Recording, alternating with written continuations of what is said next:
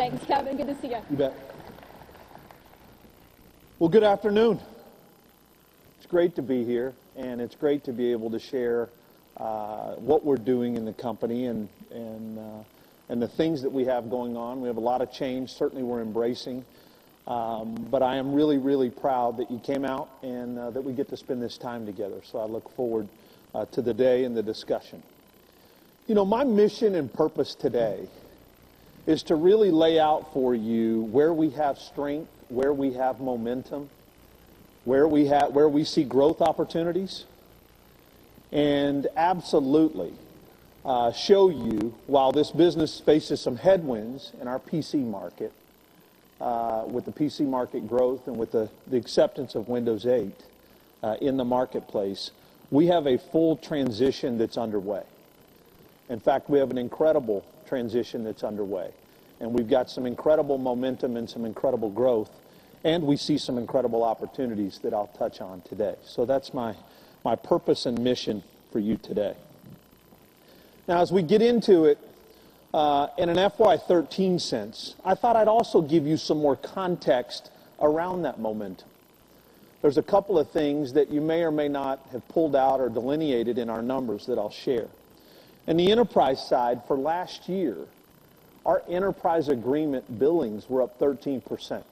Our unearned revenue, in other words, the deals that we signed but we have not booked, are up 12%. That, if you compare that to any significant technology company that has any profitability, that was best of the best across the enterprise last year. Big time growth, big time opportunity, and I think we're just getting started. Office 365 became the fastest growing product in the history of Microsoft last year. Fastest to $1 billion. We did over $1.5 billion last year, and it continues to accelerate and grow. Bing advertising grew 32%. Chilu and his team did a fabulous job increasing our revenue per search, and we see great momentum there.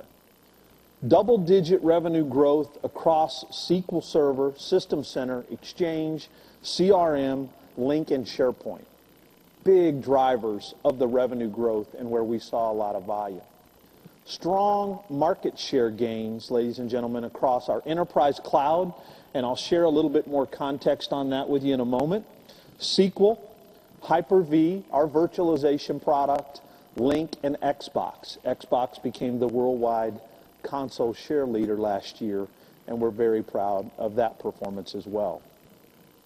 Additionally, you know, we have a giant XP install base.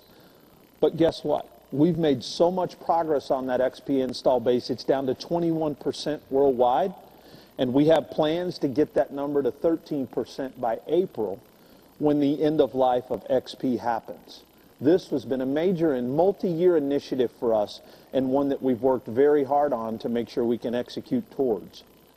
Microsoft, China, Brazil, Russia all exceeded $1 billion in revenue for the very first time in the history of the company. And there's a lot of significance around that in the BRIC markets, and we like the momentum and where we're going. China, incidentally, is the fastest growing market in the company today. And it's been a long, long time since that's been the case at Microsoft, and that is the case today. Customer satisfaction, ladies and gentlemen, in our enterprise accounts is at an all-time high, and I'm very, very proud of that. Our folks in the field and the front lines have really done a spectacular job working with our customers, building their trust, developing and implementing the solutions at a faster rate than ever, and it's showing up in all of the surveys, both internally and externally. And one of the things that you may or may not know about our business in this transition that we're in is we've made a very graceful transition from our traditional enterprise agreements and the licensing agreements that made Microsoft so profitable for so long as we transition those agreements and those customers into the cloud. We've done a phenomenal job landing them gracefully from a transition perspective, and I feel very good about that. So those are some under-the-cover highlights that I wanted to share with you about our business. Now, I also have a chart here that we don't show much externally. So today, it's been updated for you to be able to see and get the flavor. We don't break our business down too often for you by customer segment. But if you look at our business and the makeup of the company today, well over 55% of the business is enterprise. And additionally, there's some OEM business there that belongs in enterprise, but that's how we count it and mark it. 19% is OEM, 20% is consumer and online, and a fair piece of the OEM is also consumer and online. And 6% is our small and mid-sized business. And then, you know, when you look at that full picture as a segment, it's really telling of where we've got a lot of strength, and it's complemented with our consumer presence. And I'll talk more about that in a moment. On the product side, again, the Office division is the biggest division in the company at 35% of our overall total. Server and tools is second at 26%. Windows is third now at 25%. Entertainment and devices at 13%. Bing and online at 4%. So you can see the shape and transition of our business on this particular chart, that Windows is now the third largest business in the company. When you also look geographically, 44% of our revenue, ladies and gentlemen, comes from the U.S. and Canada, and 56% comes from the rest of the world. I show you and illustrate these pie charts so that you can see we have a very balanced and diverse business, not only from a customer segment standpoint, but from a geographic and the theaters of operations where we operate, and also our products and services. Now, another chart that we don't show that often is the productivity and efficiency.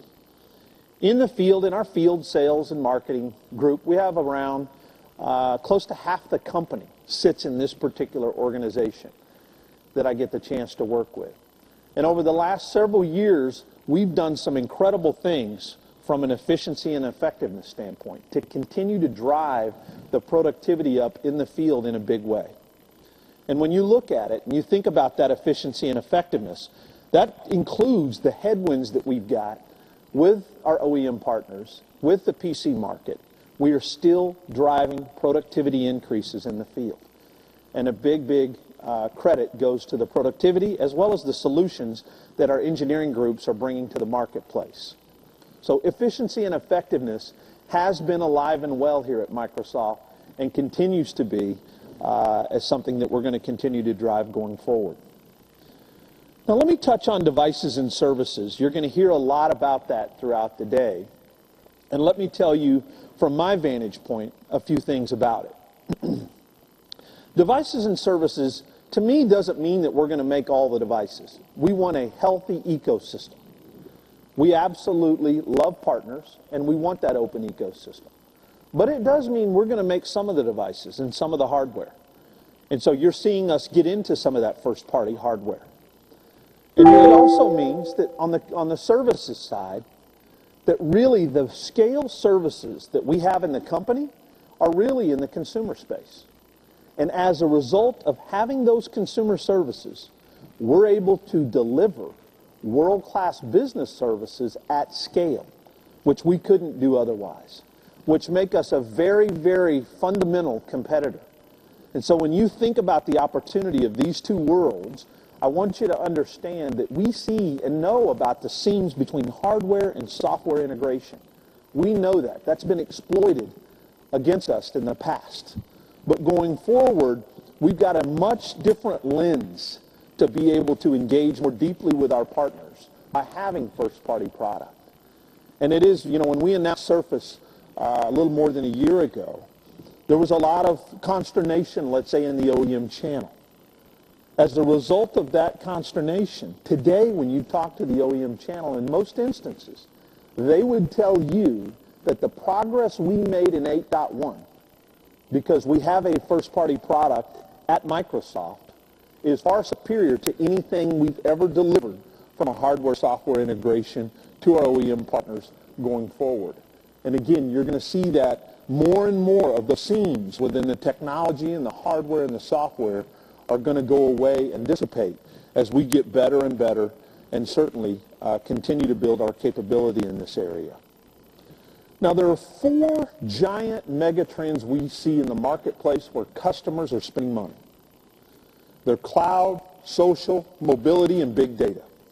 We see these megatrends as excellent opportunities for us to be able to drive growth. And let me start with the cloud. Gartner says that the public cloud market by 2015 is a $180 billion opportunity. We agree with that. In fact, we may even say it's going to be bigger than that by 2015. If anything, we're bullish on how fast customers are moving to the cloud. One of the areas that we made a lot of traction on this past year was the progress we made in our consumer cloud services. In the consumer cloud service space, we had a 13% growth in users year on year. We are averaging now 5.6 billion queries per month on our Bing product. We have almost 27 points of market share in the U.S. on this particular product. And we have an application out there called bingiton.com. And for everybody that goes to that site that does side-by-side searches with the next biggest competitor, we win 2 out of 3 times. And so we've got a lot of traction in this particular area and a lot of momentum that we're driving thanks to the hard work of the engineering group. 460 million users on MSN. Xbox Live is now one of the largest paid services in the world at 48 million Xbox Live members in 41 countries, and that business continues to explode. Skype now drives a third of all international phone traffic, and people spend over 2 billion minutes, ladies and gentlemen, 2 billion minutes per day on Skype. Outlook.com, 400 million people use Outlook.com. This product is growing again. It's vibrant. We relaunched it. We took Hotmail, made it contemporary and modern, and we're seeing a lot of traction and pickup on Outlook.com. And SkyDrive, one of the fastest adopted products in our history, now has 250 million people using SkyDrive, which is incredible. The thing I want people to understand about these consumer services is these are all multi-tenant, at scale, gigantic services that allow us to do a very, very good job on the enterprise services. And we've learned a ton about how to do these services at scale, how to manage the bandwidth, how to make sure that we have the right cost-effective solution that we would have never been able to do had we only concentrated on enterprise services first. Now, the traction we've had on enterprise services is phenomenal. Office 365, which I talked about, 1.5 billion from a run rate perspective. We should blow that away this next year, ladies and gentlemen. That is the fastest growing product we've ever had. And it continues to be very widely adopted, and I'll talk more about that in a moment. We're now really getting into public sector and government. In fact, we've got 1 million government employees in the U.S. moving to Office 365. And more importantly, we've had some significant wins in Canada, India, Australia, the UK, France, and Germany on our cloud as well. So the momentum in the public sector space for public cloud is incredible. Azure is growing at 200%. And more impressively, 50% of the Fortune 500 now use Azure. And so we've really come out of the gate. We came out of the gate with some advanced technology from our server and tools team as it relates to platform as a service. They've added the infrastructure as a service capability in the last year, and we really see the uptake happening in an accelerated way. And we have enterprise cloud services in China. And to the best of our knowledge, ladies and gentlemen, we're the only multinational technology company in the world who offers public cloud services in China. And we have an incredible amount of pent-up demand. And that is a beautiful thing for Microsoft. Because, as you know, we're IP challenged in China. And now, in the cloud services world, everybody that uses the service pays for the software and the service. And so we see that as a significant strategic enabler for us to continue to make a lot of progress on. Our CRM Online Business is growing over 80%, and Kirill and the Dynamics team have done a phenomenal job on this particular product, and we're really seeing a lot of great uptake and traction. Now, I wanted to share with you some of the details, and I won't clear all of this slide, but I wanted to give you the context of this particular slide. This is a slide we use with customers. This is a slide we use to really go in and show the breadth and depth of the Microsoft Enterprise Cloud services that we offer today. Ladies and gentlemen, we offer 3 distinct types of cloud: private, hybrid, and public, across 3 distinct types of workloads and applications. And if you take infrastructure and platform with Azure and SQL Azure and Windows Azure, we also provide a service there with Intune where we remotely manage desktops. We have an incredible offering in that space. On the business solution sides, Dynamics CRM, Dynamics ERP, which Kirill and his team are cloud enabling and working hard on that, as well as our partners, is also a very, very accelerated growth business for us. And then the big space, which is productivity and collaboration, is something that, again, we're very, very strategically well positioned. This is what we offer in market today. And if a customer has Active Directory and System Center completely deployed, we can take them to the cloud with ease. And that way that they have common identity, they can take advantage of the virtualization, common management, and the development environment is very unified so that the enterprise doesn't have to care whether it's on-premise, hybrid, or in the public cloud. So we've got a leading and comprehensive enterprise cloud offering. And that's backed up with the significant momentum that we have. Now let me give you a statistic. This past year, we grew Office 365 deployed seats over 350%. 350% deployed users we added in FY13 alone. And it's still accelerating. We're only at the tip of the iceberg of this particular opportunity. And I already touched on 200% growth in Azure and 80% growth in Dynamics CRM Online. So when you think about Dynamics and CRM, you think about Azure and you think about Office 365, we have significant momentum. Some of you ask from time to time, though, well, what are you doing about Google and the enterprise? Well, right now we're winning them back, one account at a time, one hand-to-hand mission at a time. In fact, this past year, we had 440 customers won back in FY13 alone. And that's an incredible compliment to the technology and all of the work that our Office 365 team did to enable that.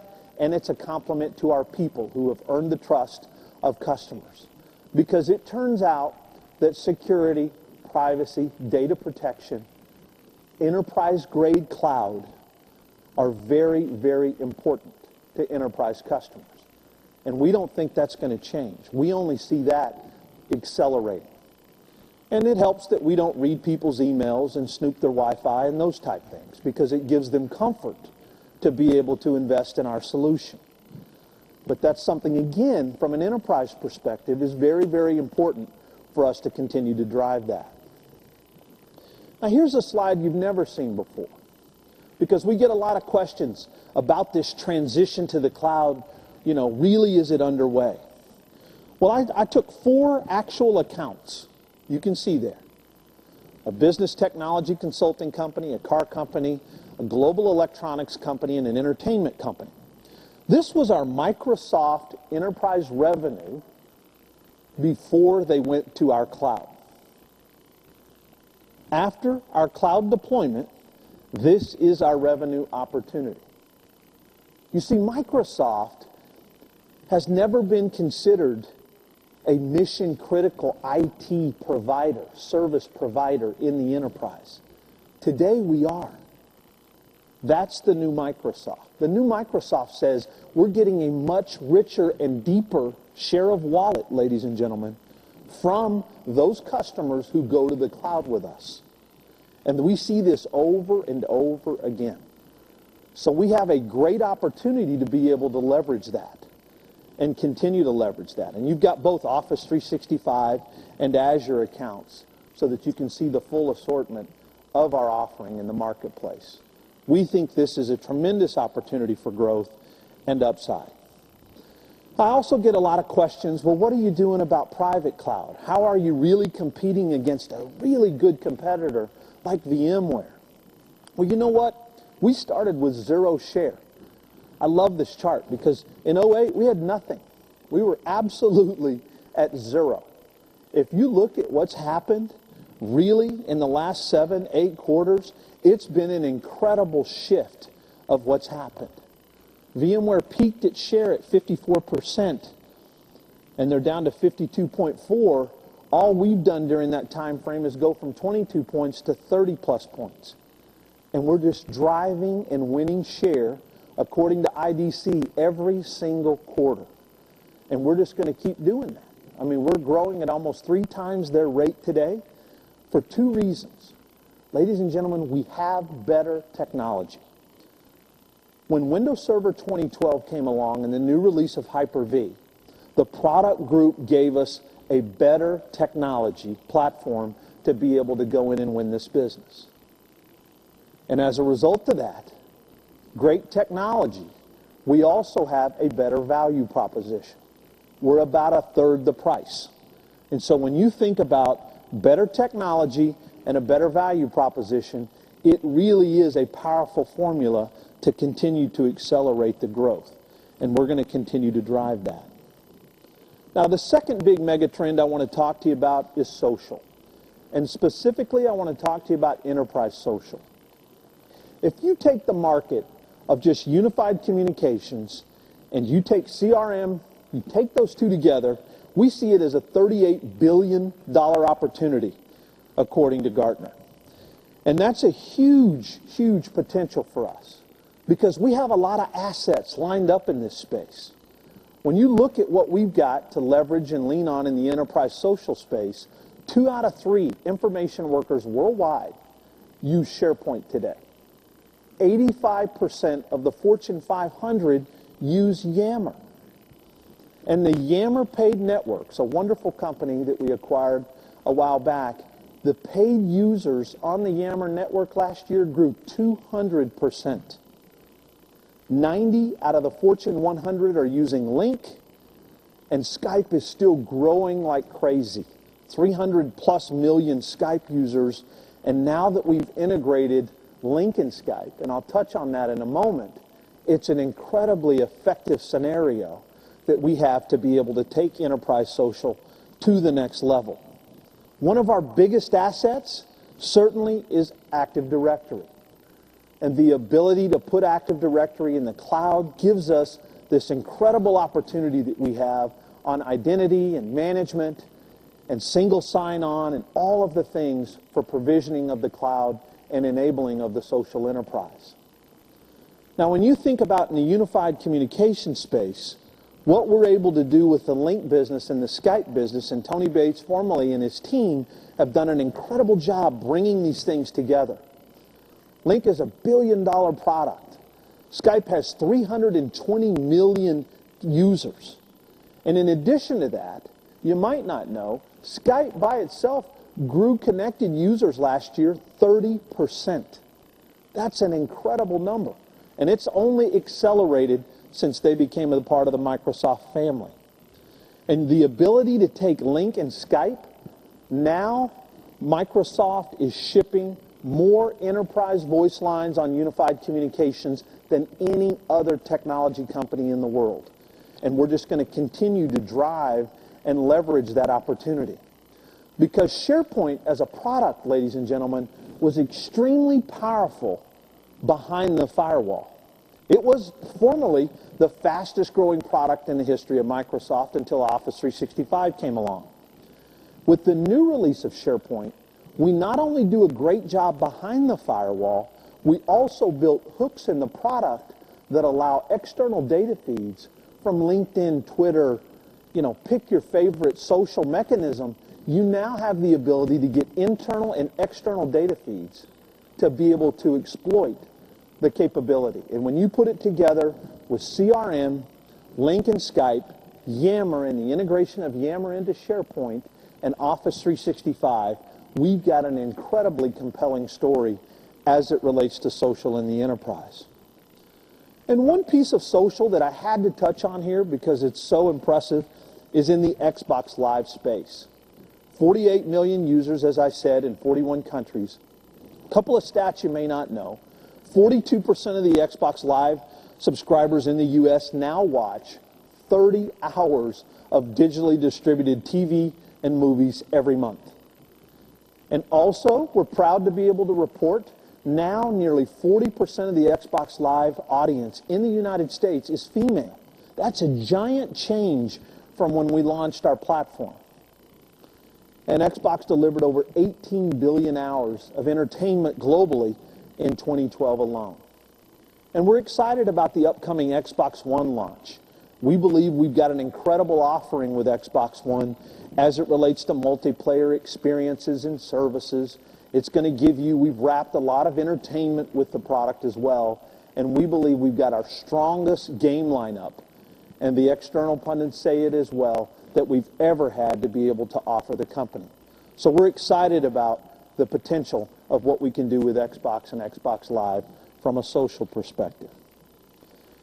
Now, everyone knows mobility is on fire. Mobility has changed how and where people work and communicate today. It's a mobile applications and mobility first market out there. It's the driving force behind the Internet of Things. And according to Gartner, it's $716 billion in devices will be spent by 2017. The two key areas that we're going to focus on mobility, first and foremost, is around productivity. We're really driving for the best Office mobile experience across all platforms. And we want to provide a great experience on both iOS and Android phones. And when you think about what we've done, we now have Office Mobile for iPhone in the Apple App Store. It's free for those Office 365 subscribers, and it's available in 135 markets in 29 languages.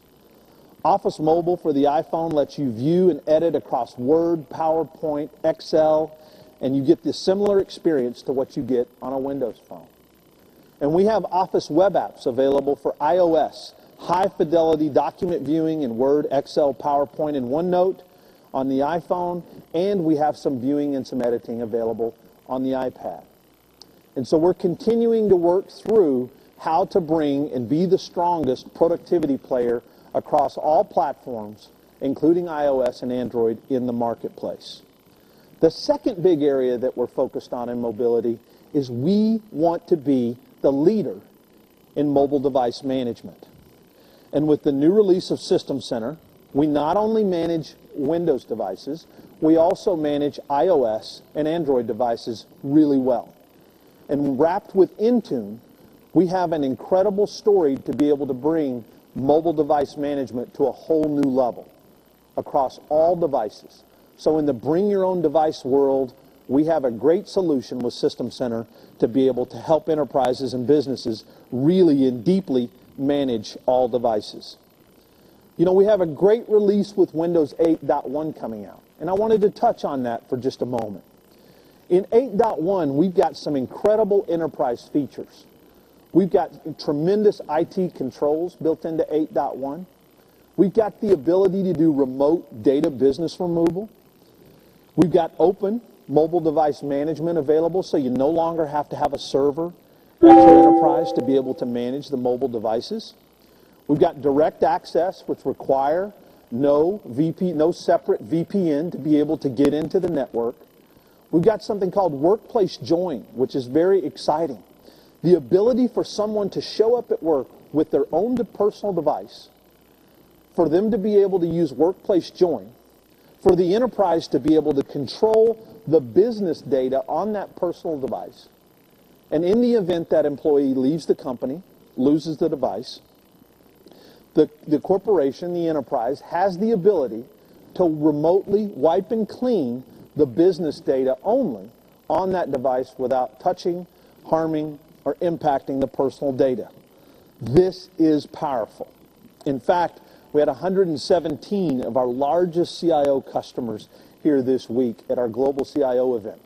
This was one of the most talked about features we had at the event, the ability to really control, bring your own device, and really have the high-powered security, management, encryption technologies that we've come to invest in over the last probably 13, 14 years in this particular area.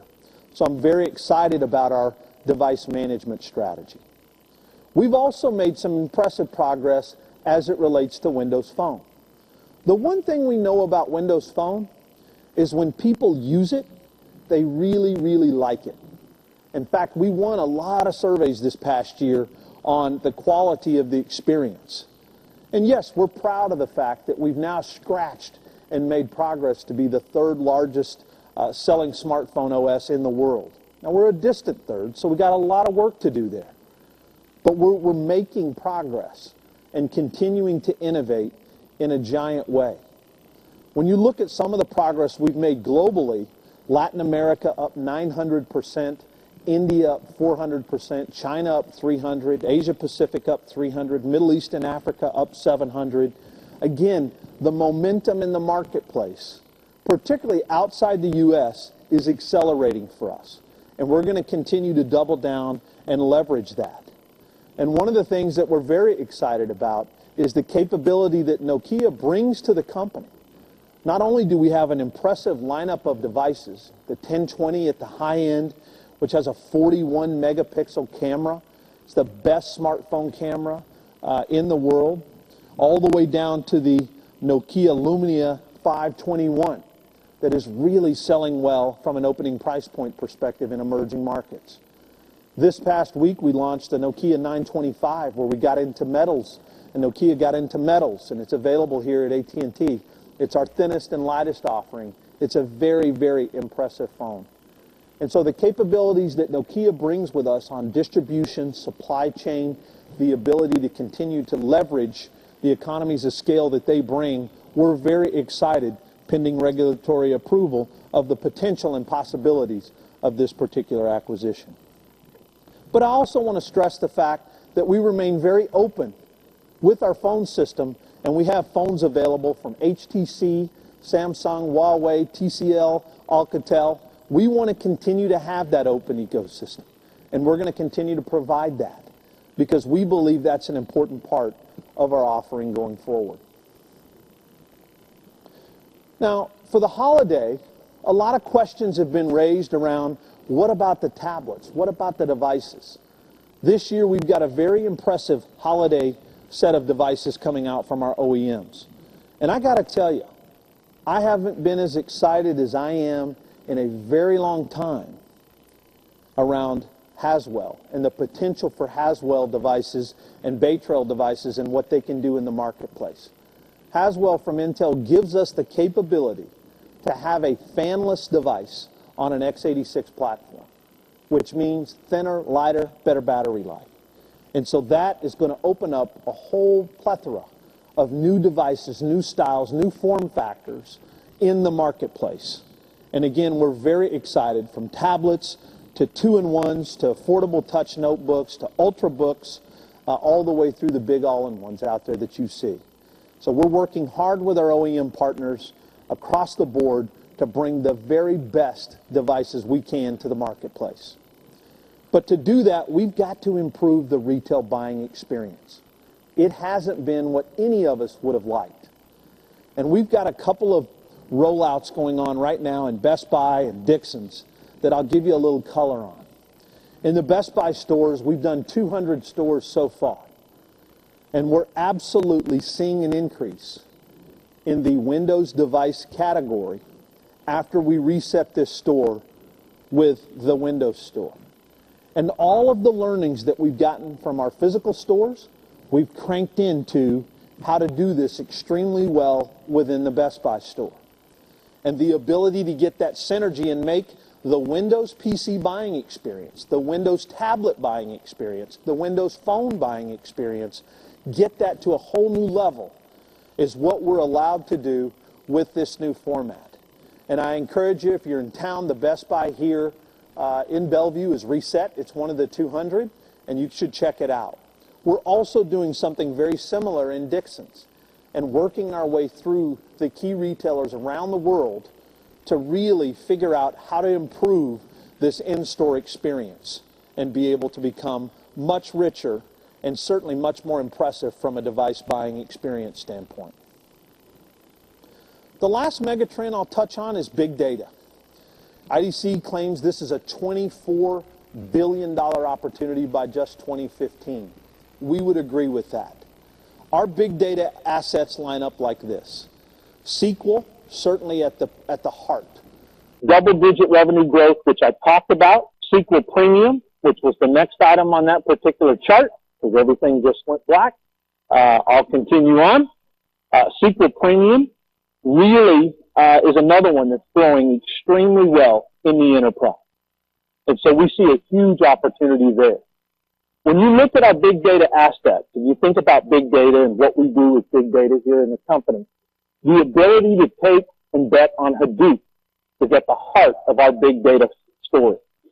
So what we've done with Hadoop is we've made a full bet. We're completely aligned with Apache on Hadoop.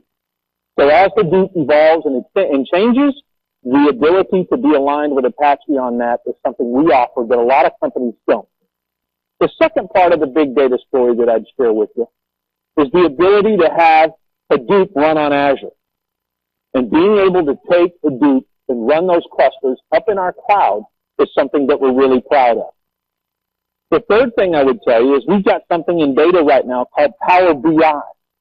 And on the Power BI front, the ability to have incredible, rich visual presentations with graphs and three-dimensional visuals is something we offer very uniquely on the Power BI standpoint.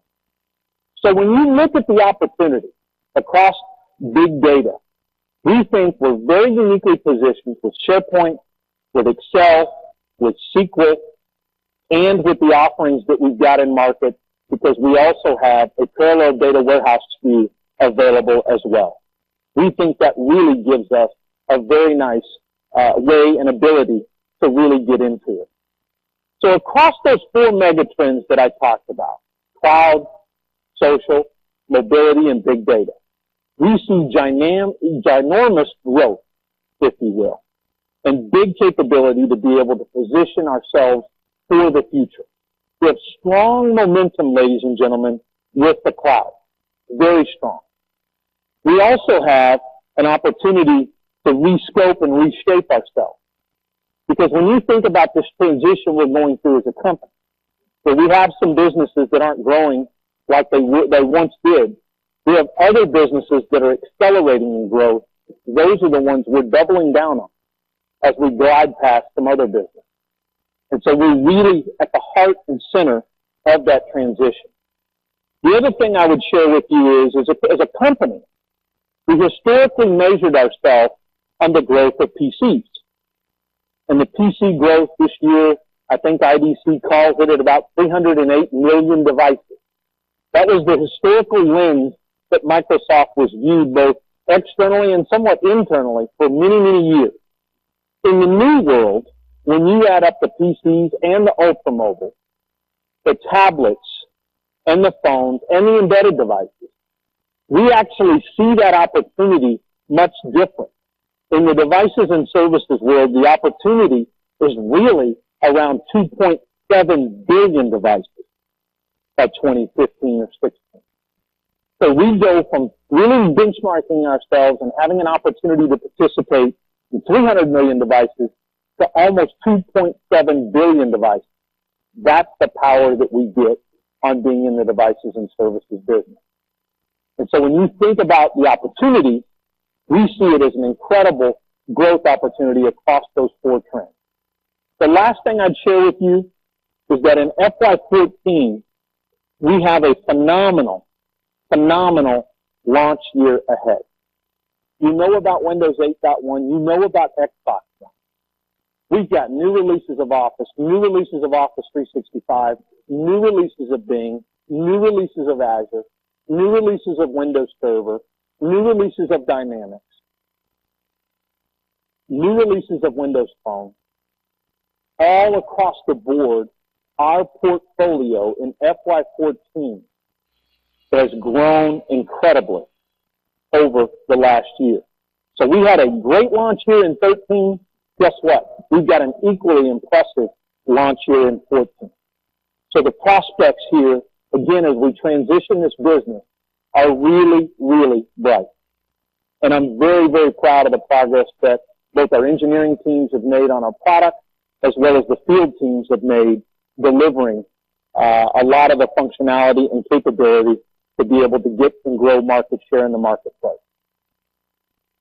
So that concludes my remarks, and I think what we'll do here is we'll take a break while we fix the audio and the video up here and get that working, and then we'll come back if that's okay with everybody. So why don't we take a 10-minute break, and then we'll come right back here and start again with the next session. Thank you very much.